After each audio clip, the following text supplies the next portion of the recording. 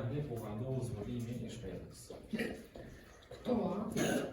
Ka në vitin 1967 I ndjeri Ahmet Aslani, ishte duke punu nga e pjesën në fund, ku mashmuri. A ishte duke nxjerr gur apo mërmen nga toka për me ndërtu shtëpinë e tij. Edhe mjeti I cili ishte duke punu, një shufër hekuri, I ron nga dura aksidentalisht, edhe kur të tepër me arrit mjetin, ai rrëshqiti brenda shpellës.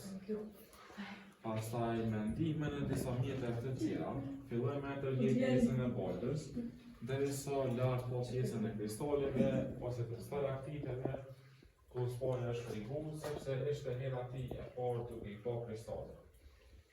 Pastaj doli jashtë, ku s'poni me ne fshatin, pastaj vajtë parisore, ku me ndihmën e tyre edhe hyn nga shkop edhe zbuluan se kjo është një shpellë.